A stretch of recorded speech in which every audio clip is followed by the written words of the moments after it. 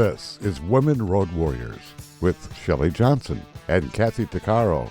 If you drive long haul, short haul, or heavy haul, they're here to empower and inspire women in the trades on tncradio.live. So gear down, sit back, and enjoy. You're listening to Women Road Warriors with host Shelley Johnson and Kathy Tuccaro, where we work to inspire and empower women in trucking, in the trades, and everywhere. I'm Shelley, and I'm Kathy. We have Julie Corracio with us today. She's an award-winning professional organizer, author, and certified life coach. She specializes in helping people clear out the clutter, and that means both physical and mental clutter. Women who multitask, work on the road, raise families, and try to keep a work-life balance can sure use some of that advice. Julie has published 14 books, and she's an expert on the subject. She believes that clutter is anything that prevents us from creating the life we choose, deserve, and desire. Julie helps people get rid of the bad habits that are tripping us up. Welcome, Julie. Thank you for being on Women Road Warriors. Thank you so much for having me. I'm excited to be here. You know, it does seem like we all tend to put clutter in our lives to trip ourselves up. How did you decide to become an expert in this area? Well, the truth of the matter was I had just moved from Los Angeles to Raleigh, North Carolina, and I was looking for a job, and I thought, so I found a job, and then within literally a couple weeks, I'm like, this isn't the right fit for me. But what can I do where I'd be good at it? And I could make money. I was have to support myself, and that I could make a difference. And so I came up with organizing. And when I started my business, it was called Healing Through Organization. And what I realized as I started to work with clients, so I'm doing the work with the clients, and then I started a international internet TV show called Reawaken Your Brilliance, where I'd interview body, mind, spirit experts. And while this is going on, I had this aha moment. You know what? It's more about the clutter. It's less about the organizing, because if we organize and clutter, we're really not making changes. And so it was kind of that aha moment. And then I said, I got to get into this more. And I would see a bigger difference when I supported people in clearing clutter as opposed to just getting organized. Does that make sense? Oh, absolutely. And it seems like as adults, we have more clutter than we did as a kid. I mean, I my room was like perfect when I was 6, but Oh, I so agree with that. Well said. I think that that's true, because if you don't learn these skills as a child and you don't declutter on a regular basis, so if you're in a home for 20 or 30 years, then of course you're going to look around and be like, oh my gosh, where did all this stuff come from, right? Because it's a little bit coming in, and if we're not getting much coming out, then that would make perfect sense. You wake up like, wow, how did all this happen? oh yeah. And it can overtake you and you don't have time to clean it. And it's like, it's going to eat me. What do I do? I need to run and hide. I say that every time I go home after working up here for 2 weeks up in Northern Canada. When I go home, I'm like, where did all this stuff come from? Like, my gosh. And you know, it's this cycle, because you become overwhelmed, and being overwhelmed, you tend to hold on to more and create more clutter. And as you get more clutter, you become overwhelmed. So it's kind of this cycle that can sometimes be hard to break. Is this how hoarding starts? You know, that is a great question. And hoarding, there is a psychological disorder going on that couples that. So it is definitely a different ball of wax. I had heard hoarding was actually somebody that had to hang on to everything because maybe they came from nothing and things were their security. Oh, that's absolutely can be one reason that it starts. But I have to tell you, that's more common than you think with people who aren't hoarders. If they didn't have a lot when they grew up, then they have this fear, well, if I let it go, am I ever going to find it again? Will it come back? Will I never have abundance? Whereas things with hoarders, you could, for instance, maybe you were traumatized as a child. And so having a bunch of hoard and clutter around can serve in your mind as a protective barrier. Being like, you know what, I want to be left alone. I don't want to be harmed. So I'm just going to fill the space with everything so no one can touch me. I know that my mother was go ahead, Kathy. I was going to say the same thing. My mother, she moved in with me a couple of years ago, and she had, like you said, had nothing her entire life. And now that, there's not a financial strain on her. It's, yeah, every time I come home, there's always more and more stuff. And I'm trying to say, Mom, okay, can we like, do we really need this? Can we like eliminate it? And it's very difficult for her to let go of these certain things. So yeah, I totally understand what you're saying. I would just say that it's a process, and that Yeah. you have to take now, if someone is truly a hoarder, and if you go online, there's a definition, then that needs someone who has specialized training. Is one example. I worked with a woman, and I always do a pre-interview because I want to make sure that we're a good fit for each other, that I have the skill set to support someone. And she wasn't, it's only happened to me once, and she wasn't honest. And I went to her place and she said, I'm not a hoarder because my stuff only comes up 13 feet from the wall. And it says online you're a hoarder if it comes out 14 feet from the wall. But she was a hoarder. She was a hoarder. And, I understood it because what had happened is her son said to her, we're not letting you see your grandchild until you get rid of this stuff. We don't feel that it's a safe place. And it was heartbreaking because she wanted to see her grandchild and they put their foot down and said, we don't feel that your house is safe to bring our child over. And so that needed someone who had specialized training. But, as we age, different things can happen. And, I'm a firm believer of teaching kids young how to declutter and get organized. Because where do we learn that? It's not like we learn it in school. That's true. And it's interesting because my mother was extremely organized. And when I was like age 5, I was making my bed. My room was spotless. I did the hospital corners with the sheets, and everything had to be perfect. You could practically, bounce a quarter off my bed. And then as I became a teenager, some of the clutter started happening. And then as I got busy working and all of that, I would clean like crazy on the weekends and then feel so much better. But then all of a sudden, it was like the clutter started growing out of the walls, I think that that's more common than you might think. And so what that I would say to that is, and you got to learn those skills. How do you declutter so that I don't want to say one and done because it can definitely be a process, but that you're doing it to suit your lifestyle. And for lack of a better word, I'm putting quotation marks, doing it correctly so that it doesn't come back. Because if it's coming back, then we're not decluttering. We're maybe working around the situation, or, a lot of times people, you're like, wow, they're home. It's so organized. But once you open that closet, forget it. Oh, man. Because stuff has been crammed in there, and just multiple closets, not just Oh, one. yeah. Oh, yeah. There are a few closets you don't want to open. It's like, no, you won't get that door closed again. My office is like that. It's like, oh my gosh. Yeah, I mean, it's more common than you realize. And so that's one thing that I want to take away, the stigma or the shame or the embarrassment. It's like, don't feel that way. It's many people have it, and it's nothing to be ashamed of. It's about becoming aware of what's going on, and then how do I take action to move forward to declutter. So do women feel more guilty about clutter than men? I would say yes, definitely. Most of my clients are women. I have had the occasional man, and in my experience, I would say yes, definitely. And also, we as women tend to run the household, be in charge. This is kind of more in our domain, and so I think more of the emotional burden falls on us as well. So we kind of feel like failures if Mm-hmm. everything doesn't look perfect.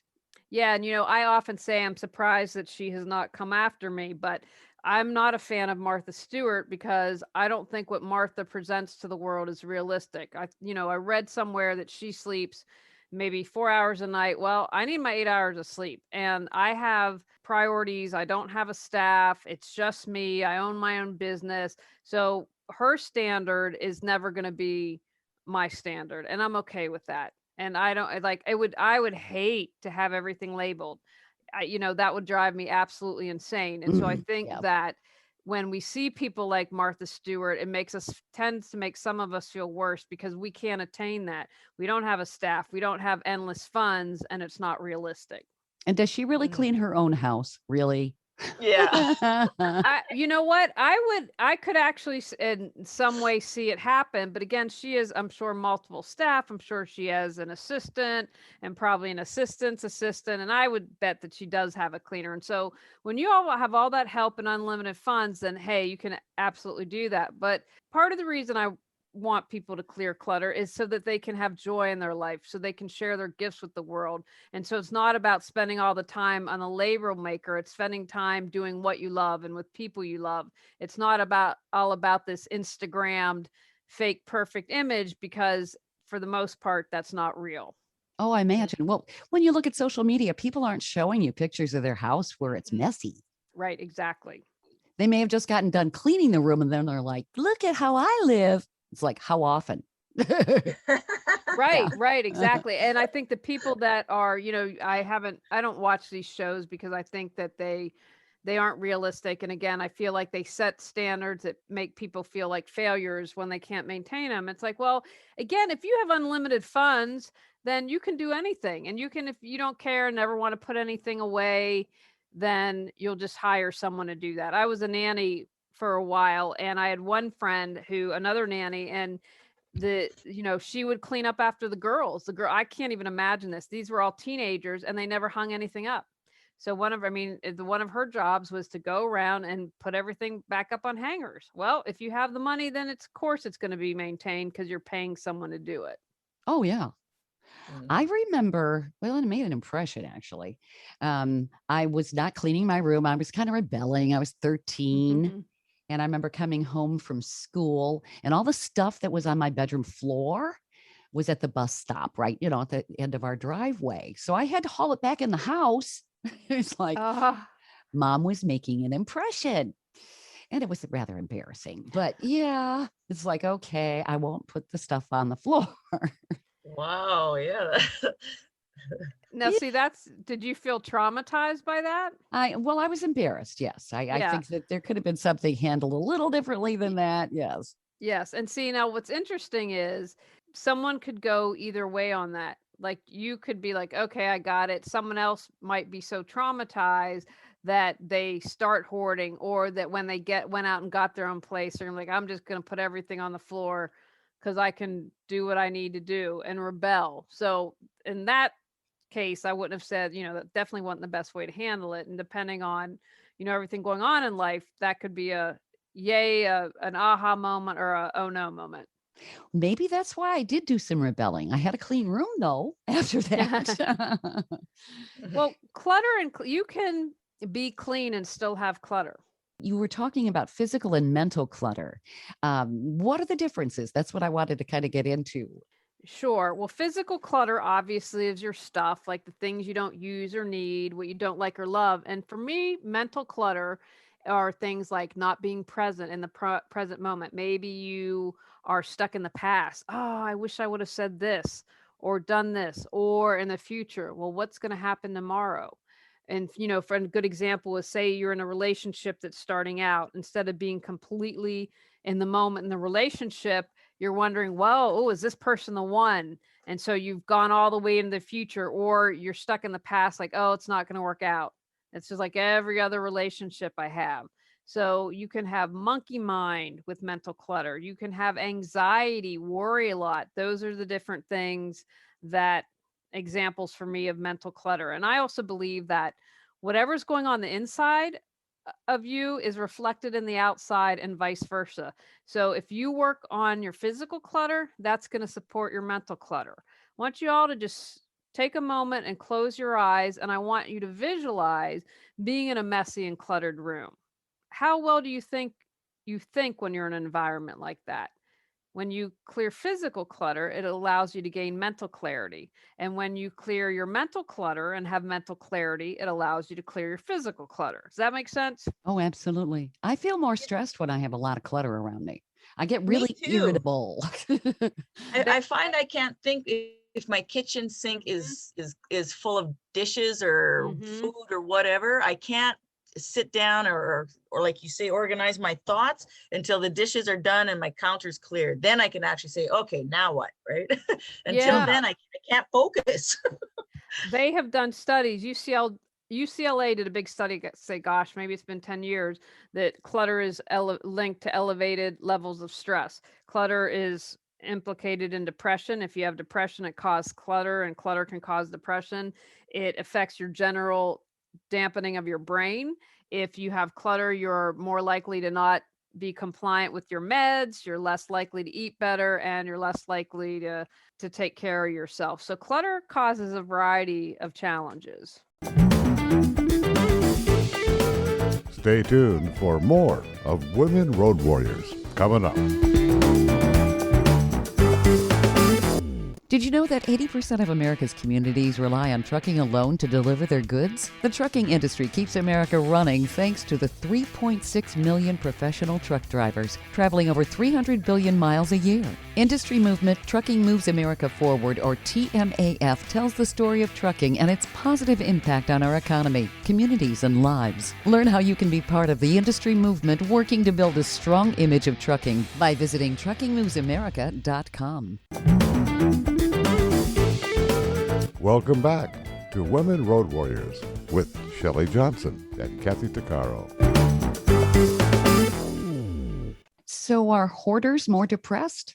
Well, I'm not an expert on hoarders, so I don't know. I think I believe I know. I should say I know that hoarding is caused by many different things and trauma of some kind. So I don't know if I could say as a general whole they're more depressed, because I've worked with people who aren't clinically depressed, just are depressed and have clutter, but they aren't to the level of hoarding. Okay. Yeah, I lived my very good friend for many years when I was going through life struggles. He had this basement suite, and he would always, let me stay there for free until I get back on my feet. He was a classic hoarder. There's just a very little path, to get to where he needed to go. But his whole family are hoarders.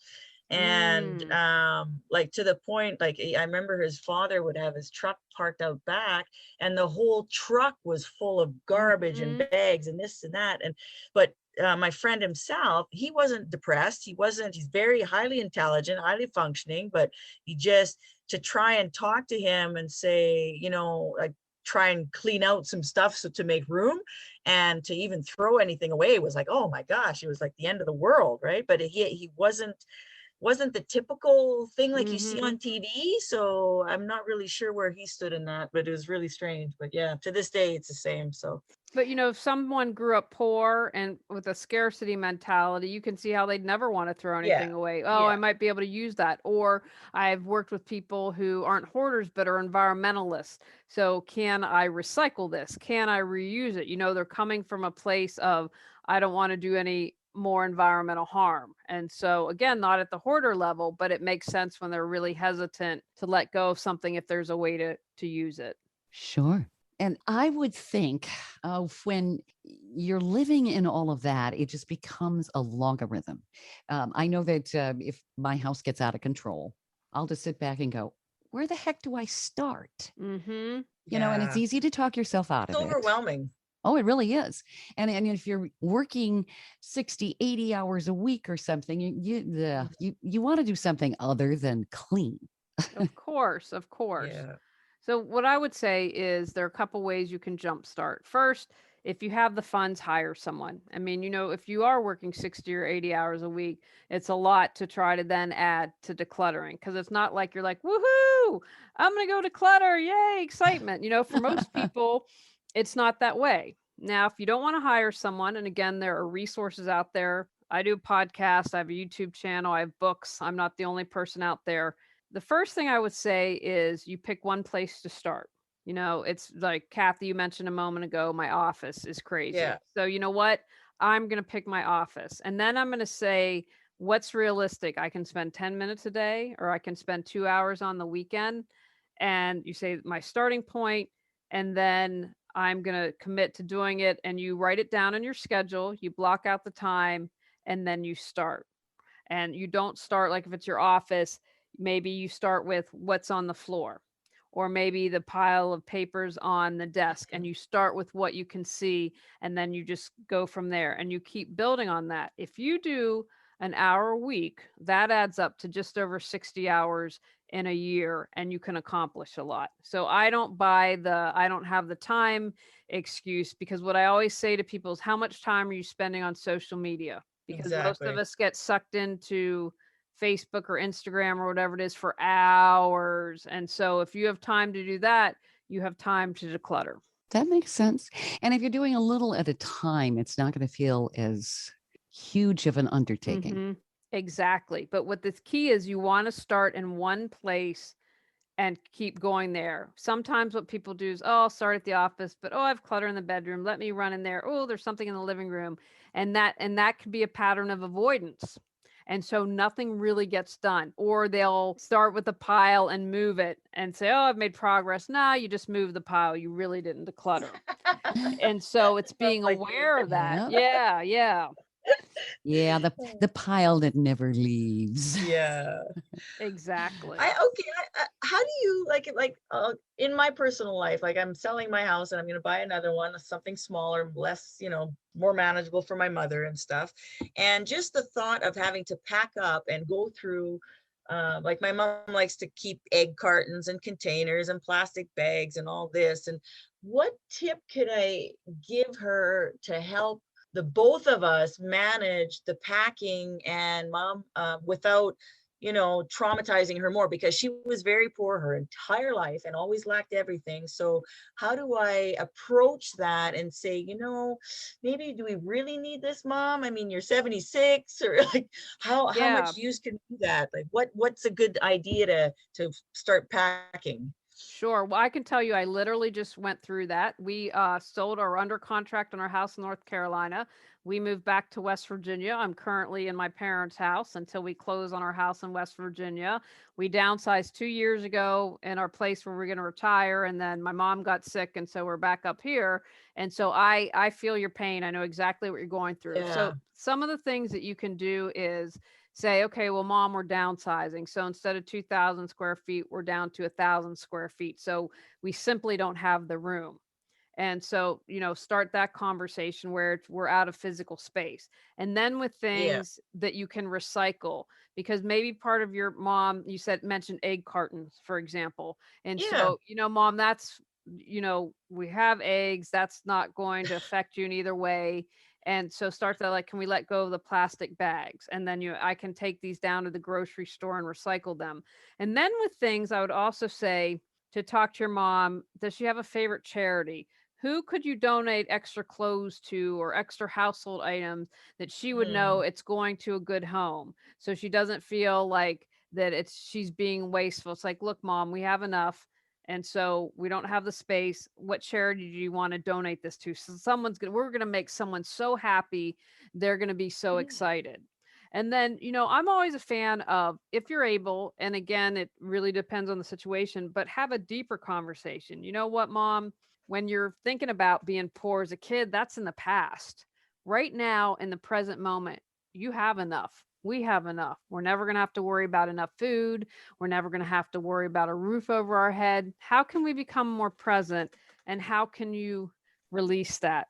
What do we need to do to help you realize that? And again, being very gentle with it, but I think there's a way that you can initiate a Hmm. conversation around it. And, Kind it's of not. help her see a different perspective, right? Exactly, exactly. And no judgment, never any Yeah. judgment in anything. We all have different ways of processing things. And of course, you can understand and have empathy for someone who grew up really poor and are scared of that happening again. I mean, with COVID and everything going on, of course, we can understand why your mom would be like that. But just starting the conversation around that, I always believe is a good Hmm. idea. And make her see that she's doing something good with it and not Yes. throwing it. Yes, and Gotcha. that's why. And then, the other thing with the egg cartons, maybe you have a local Girl Scout troop, or you have a local school that could use them for Hmm. crafts or for summer camp, so that they're getting another use out of it, and it brings joy to the kids. Again, offering those different options.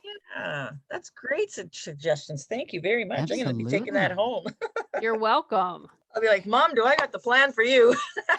There Yeah, you go. and get her excited about it, and see, like, you're gonna have kids smiling, and get her thinking about it from that way, Yeah. instead of, oh my gosh, I'm being wasteful, or what if I don't have this? And and the Or main barge in and one. just take it out, right? And say, no, we're Yeah. throwing this. That creates friction right off the bat. Yeah, I would definitely not recommend that, because, No, I wouldn't do that. I had a client who, as a child, parents went in the room, took stuff, threw it out, and threw out a bunch of her stuffed animals. And as an adult, collected stuffed animals because was trying to get back to what she lost as a kid. And there's Mm. nothing wrong, but most women in their 30s aren't going to have a really big stuffed animal collection. Yeah. Yeah. You know? Well, unless Yeah. you're in college or something like that, Yeah. but after that, probably not. Yeah. Yeah. But you understand why that traumatized her. Mhm. Sure. Without her permission, someone went into her personal space. She had no say and her stuff was thrown away. Yeah. It's a violation. Yeah, exactly. I had an older aunt who had gone through the Depression, and Mm. she thought everything was supposed to last forever. She was a big fan of duct tape, packaging tape. She put duct tape on her car, on the cushions of her furniture. Wow. She would darn her underwear. Wow. Wow. Oh yeah. Yeah.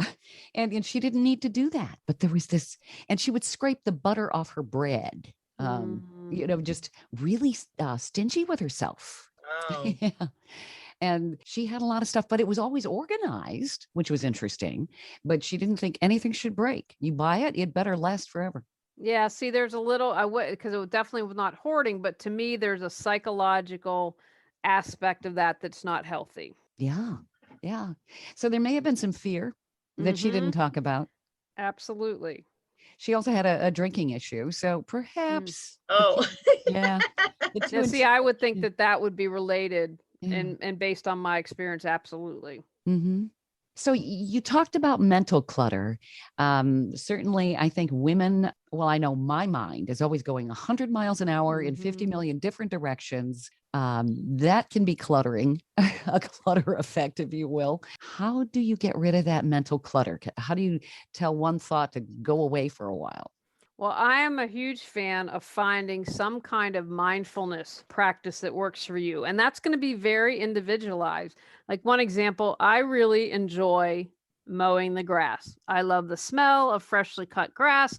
When I mow, I can do a mind dump. It's for whatever reason, I can just let all the junk completely fall out of my head. And it's very zen for me. Someone else might need a meditation practice. That might be something that's a little more structured and be better for them. I have a friend that plays classical music and believes that that is his meditation. And so I'm a huge fan of finding something that is mindful. I studied plant medicine and am finishing up my coursework. And one of the part of the things that we learn with class is a daily ritual around having tea. So to me, that is another way to have meditation time. Or I'm a big bath person. So at night, I can just kind of relax, have my bath, just unwind. So I believe in finding something, some type of mindfulness practice is really important. I also believe in unplugging. We are so plugged in today Oh, yeah. to social media, to our phones, our computers, our watches, everything these days. So taking time to not do it. I took a break from Facebook. Gosh, was it for 2 months? And I have to tell you, boy, did my quality of life improve. I felt completely different. I did not miss it at all. I have a business, so I have to have a Facebook page. I have to have a personal page to have a Facebook page. I hope I get to the point someday that I can completely get off Facebook. So, in addition to a mindfulness practice, I'm a firm believer of unplugging. And then finally, I believe that it's really important to become as present as much as possible. I talked, briefly. Most of us are stuck in the past or we're projecting into the future where the present moment is our point of power to change. And so the more present you can become. So for instance, you're decluttering and you're talking to your mom and you're looking at the egg carton. Well, we hold on to the Hmm. egg carton because in the past we did that. Or your mom says, "Oh, I'm really afraid we'll run out in northern Canada. We're going to run out of egg cartons." Mom, let's become present for a second. Right now in this moment, do we Hmm. have everything we need?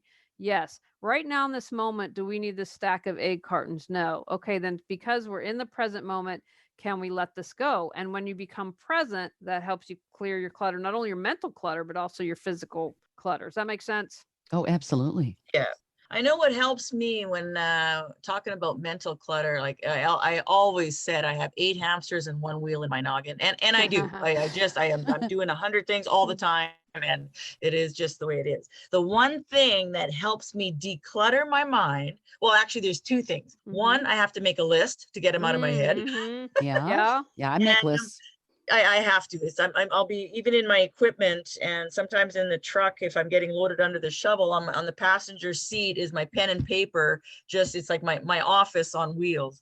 But the other thing that really works for me is doing work with my hands, like gardening at home on my days off. If I got my hands in the earth and I'm ripping out roots or I'm doing something, I find it clears my brain, and I can actually process and rethink, or I can hash things out, or it really works for me. And I think that you're 100% correct in saying that people have to find what works for them, right? Because everybody's different. And I think that the things that work can change over time.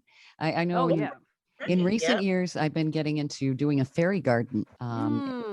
And I have my music on outside and I'm singing and just enjoying things and listening to Mother Nature. And I'm in control of that little world, and it changes every year, and it's kind of fun. It's like, this is my world. I'm in control.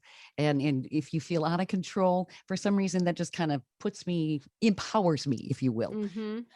Plus, I love creativity. I think those are all great suggestions. And I love that you mentioned, Kathy, writing down the list, because I can't tell you how many people like, oh, I'll remember it all. If you write it down, you don't write it down, it tends to not get done. And I personally like the satisfaction of crossing something off a list, but I think it's really important to write it down. And I love the point, Shelley, of being creative, because when you're being creative, to me, then you are engaged in life. You are doing something that brings you joy, and that to me is a gift. And when you're in joy, how great is life, right? And clutter takes us away from that. If we're working on what doesn't matter, what's not important, when we've cleared all that, then we can be present and do things that bring us joy. Absolutely. Stay tuned for more of Women Road Warriors coming up. Industry movement Trucking Moves America Forward is telling the story of the industry. Our safety champions, the women of trucking, independent contractors, the next generation of truckers, and more. Help us promote the best of our industry. Share your story and what you love about trucking. Share images of a moment you're proud of. And join us on social media. Learn more at truckingmovesamerica.com.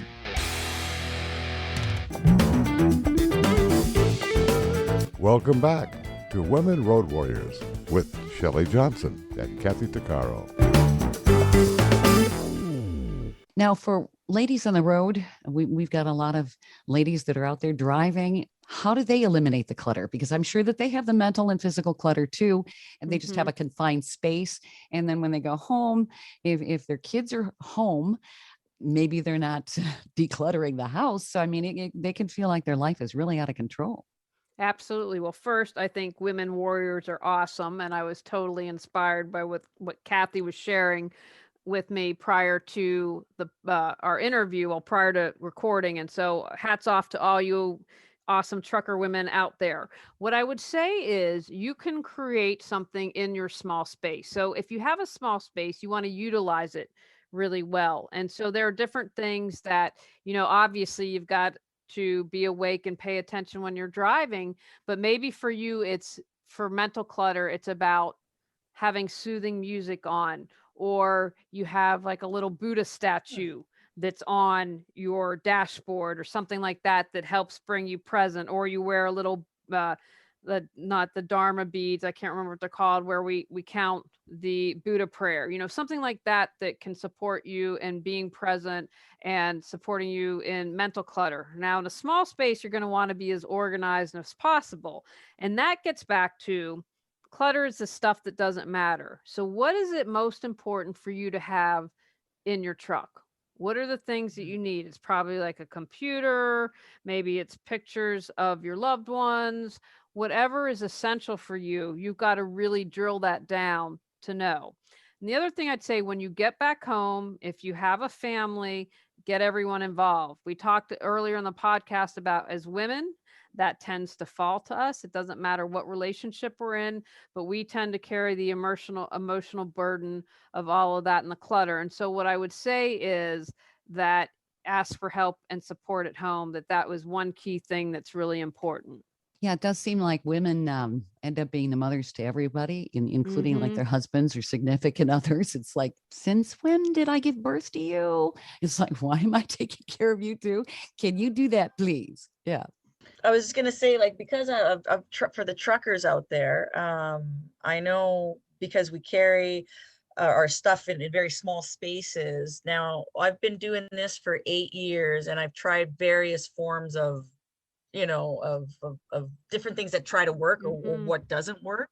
And I know, like, for me, because I'm a heavy equipment operator, I hop on different pieces of equipment, sometimes truck breaks. So you got to bring your stuff and carry it in a bag and bring it to the next piece. And maybe that one will go, Mhm. or that one won't work, or there's always some time. So the only space that I have is my backpack, because I bring Mm. that everywhere, and I call it more like a survival bag. And I found over the years that if I don't keep things organized in Mhm. certain spots of my bag, then I'm forever trying to find it, and it bothers me if I'm driving knowing that I can't find it, right? So I'll have to pull Yeah. over and actually start rooting my bag apart, trying to find that one pen or that one thing. But now I've got it down to a T, where I know exactly where is what in my bag, so that I don't even have to look in my bag, and I know it's in this little container, this little plastic bag, whatever. And I find it helps my mind as I'm driving. Does that make sense? Mhm. If Absolutely. if And my bag is organized, I can focus better on the road. Yeah. Yeah.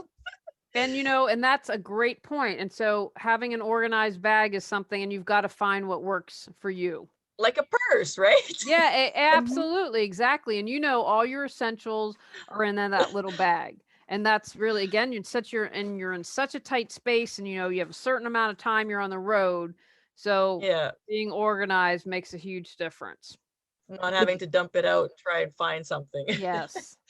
And I would imagine that helps with the mental clutter. If you feel that everything's organized, you know where everything is, you Mhm. might be able to tackle problems as they come along rather than thinking, oh my gosh, I have 10 things I have to deal with, and then just ruminating on that. One thing that I've started to do is that most mornings, I haven't gotten to doing it every morning, but most mornings when I wake up, I visualize handling my day. Feel like, oh, I just had a great session with the client. This was so great. Or, oh, I had such a peaceful drive. And, oh, I found time to meditate. And then what I also do is I visualize if a challenge comes up handling just with grace and with ease. And I found the more often I do that, when challenges do arise, they're a lot easier than when I don't, because I've already set the intention that I'm going to be able to solve whatever happens. And that takes for me at least, a huge mental burden away. That makes sense. That's a good tip. Thank you. I'm gonna use that. You're welcome. You're welcome. And I just think it's really important. The more you set the standard to live intentionally, the more it just Mhm. in my it just makes it easier. A good example is when we were moving. So I'm organized. I have a backup plan. I didn't realize I'd need a triple backup plan. The containers that we had to put our stuff in were 5 days late. I had no control over it. There was nothing I could do. I said, when, okay, Fridays are, so I had to let that go. And I was like, okay, well, everything you lined up, because we had hired people. Well, people have other jobs to get to, so everything kind of fell apart. And I just was like, okay, just keep calm, do what you can, and keep working at it, and you'll find a solution. And I did. And I'm not going to say it wasn't stressful, but it's a lot easier to solve a problem when you're calm and centered than when you're frazzled and hysterical. It just is. How do you get over procrastination? Because if it's something I don't like to do, I'm Mhm. guilty of putting it off. It's like, well, Aren't we and then all all? of a oh man, and then everything is you got to get it done now, you know. Right. So I would say a couple things that you can do is, one, again, I'm always a fan of digging deeper if we can. What is the procrastination about? Now, of course, there's things you're like, yeah, I don't want to make a doctor's appointment, or I want to go to the dentist, and I get that. But is it about something deeper, such as a fear? Oh, I don't want to go to the meeting because I have a fear that I'm not good enough to be in this job, or my presentation's going to go really poorly, or I lack the skill set to do it. So I always say, is there something deeper going on? And if you can take the time to examine that, that's really good. The other thing I would say is, just got to do it. Put it down on your schedule. If you are not a morning person, don't try to tackle the thing that you really don't want to do in the morning. Be at a time when you have good energy, when you're not stressed, and go ahead and do that. Remind yourself, what are the consequences if I don't do this? Oh, you know what? I might miss a trucking job because I didn't turn in the application and that trucking job is going to pay me 15 grand. Oh, I really need 15 grand for my mortgage and other things. What are the consequences if you don't do something, and if you can turn that into something that can motivate you? Good idea. Yep. It seems like people are angrier today, and it's certainly, you can see it on the freeways and drivers see it. Mhm. Is some of that clutter? Oh, you know what? I have never been asked that. And I say that's a fantastic question. I'm going to say yes. And what to me that represents is emotional clutter. If we express like, if you really make me angry, Shelly and Kathy, boy, you all made me angry. And I express it and let it go. But if I don't express it, maybe I stew on it. And then I stew on it. And then all of a sudden you drop a pencil and I have an insane reaction. Or maybe you aren't the brunt of my anger and I go on the freeway and I flip someone off and, and they bump the car or whatever. So if we don't regulate our emotions, if we don't express them, they can stay bottled up. I know I have struggled with this for years and I'm finally in a good space. I'm an emotional eater. So if I get upset, well, give me a bag of chips, give me a pint of Ben and Jerry's. I'm going to, use it that way. And luckily I've finally really done well with that. But if we don't express our emotions, the anger on the freeway is a great example. That's ridiculous. You're going to shoot at someone because you perceive they cut you off. Like, just think about that for a moment. That is totally insane. But if Mhm. you acknowledge your emotions, you honor your emotions, then you're not going to run into that. We've done this job of labeling emotions like, oh, anger's bad. Anger is absolutely not bad. If women weren't angry, we wouldn't have the right to vote. There you go. Yep. Amen Yeah, to that. exactly. Yep. Exactly. So instead of looking at making emotion bad or right or wrong or whatever, it's, oh, I just feel angry and I'm just going to just get it all out. And then, oh, you know what? Okay, it's gone. It's moved, because emotions and feelings are just energy and motion wanting to move. That's all it is. And so it's like, think about when a toddler has a tantrum, right? They're like, "Arr, and then they're done." Well, they got all of it out of their body. They don't have anything more to hold on to. They've exhausted themselves because they didn't try to keep it bottled up. And then that doesn't mean they're going to go nuts later because they took care of it. Does that make sense? Yeah, absolutely. Yep. So yes, I would say that, I would say we have a lot of emotional clutter, and to me, it's all tied together. If you mention emotional, mental, spiritual, relationships, health, and I think when you boil it down for me, is if you have clutter, it's about needing to be healed in some way, shape, or form. That's good. Yeah, that's very good. I like that. That's just come to me in the past couple weeks. I've been thinking about a lot about that. Excellent. Huh. I like that. Yeah. Well, So, I want to live in a world where people are healed, because if we don't heal, it's a great the example of road rage is, well, if you weren't upset, if you had healed yourself, you wouldn't need to be raging on the freeway or anywhere else for that matter. If you were sharing your gifts, if you were happy and joyful, you wouldn't want to start a war. Do you know what I mean? I really mm, think that it all comes down to that. If we're sharing our gifts, we're in joy, we live in a much different world, and that's a world I'd like to get to.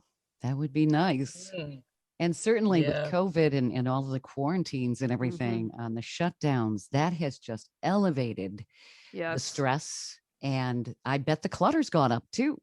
It's been on with some people, yes, but other people have used the time to declutter. It really is individually like, I don't have to commute, so I'm saving a couple hours a week. I'm going to work on decluttering. Other people have gone in the opposite direction and felt like, you know what, I just kind of want to be contained at home. I'm going to buy more. I'm going to build the big entertainment center, and, individual. That makes Yeah, sense. I just spent 10 days literally here at work because of close contact with someone who was got Mm, COVID. So they put me on isolation for 10 days in this separate camp. And man, a lot of my coworkers who have been there, they found it very difficult to spend that time, and they want to rip their hair out. me personally, man, I even showed my daughter, I had 2 pages of lists that I had done that I got ticked off. And I wrote 2 ebooks. I'm working on my book. I organized my computer. I went through all my photos. That's I mean, I excellent. use those 10 days like, oh my God, I got so much done. I'm like, thank you, COVID, in a sense, for that. For Sure. giving me time, because I'm always so busy doing 10,000 things that I didn't necessarily take the time to focus on going through my 7,000 pictures on my phone. Yeah. See, that's But now fantastic. it's done. Yeah. So you made it into a positive, which is I did. really good. I did. Man, I practiced Spanish every day. I was doing very yoga good. every day. It was great. So you developed some new skills too. I did. But see, you took that opportunity. It's kind of like in life, you can pick the opportunity to complain about it, stay stagnant. And again, I don't say this from judgment, or you can take it as an opportunity to do something and create change. And the less clutter you have in your life, then the more apt you are is to take that as something like, wow, I think this is really great. How can I see this as an opportunity instead of something that is a challenge? Not even because I think we're all challenged, but as something really negative, and it affects your whole outlook on life. Sure it does. Perspective. Yes, exactly. So Julie, where can people find your information? And do you do remote consultations, advice online as well? Yeah, I work with people all over the world. That's one of the things that I love about technology. Technology can drive me a little bit crazy, but I get an interview with you all in Canada, and I think that that's really amazing. And so I work with people online, and they can find out more information at reawakenyourbrilliance.com. Got links to social media, got links to my books. They're also available on Amazon, and I blog, and I got a podcast and YouTube, and you can find all of that good stuff there. And what are some of the titles of your books? Clear Your Clutter Inside and Out, which is also the name of the podcast. Made it kind of easy there, which focuses on physical, mental, emotional, spiritual. That's kind of a little more hold handing. And then I created a do-it-yourself journal series, which is Got Clutter, 365 journal prompts. And we all have the answers within. And so I want to honor that. And I know sometimes people just need a little bit of a roadmap and direction. And so what I love about that allows you to take the time, get in touch with your inner knowledge, and then create a plan afterwards. But I have one for relationships, health, physical, we got a holiday even. And so that's about having you take the time to slow down, check in with yourself, become aware, and take action and move forward. That is awesome. All of those areas are things that both men and women can benefit from, but definitely ladies seem to be more dealing with all of those issues. Like you said, yes. We carry a lot of that extra guilt, I think. And we're good at saying should. We should on ourselves, which we shouldn't do. And I said should too many times there, didn't I? All good. It's all a process. Yes, it really is. Well, life is. Yeah. Well, Julie, oh my gosh, you've been a wealth of information, and I really love your perspectives. Well, thank you both for having me. I really enjoyed this. I think what you all are doing is very cool and amazing. And just thank you for sharing your gifts with the world, because I know you all are a part of, we didn't have you with the big equipment, getting things built, or the whole trucking and getting us our goods that we receive every single day. You're a huge part of keeping the world moving. Amen to that. Thank you so You've much. been an absolute delight. Isn't it great? Yes. Oh man, thank you so much.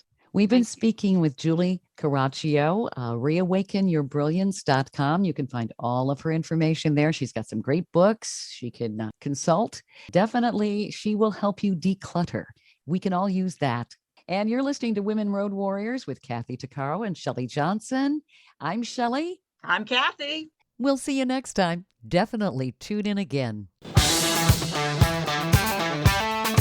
You've been listening to Women Road Warriors with Shelley Johnson and Kathy Tuccaro. If you want to be a guest on the show or have a topic or feedback, email us at info@tncradio.live.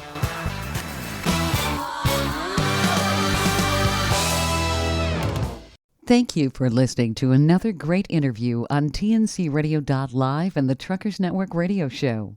All of the material you hear on tncradio.live, on our website, our broadcasts, or our podcasts are copyrighted. There can be no distribution without the express consent of tncradio.live and its partners. For inquiries, write us at info@tncradio.live.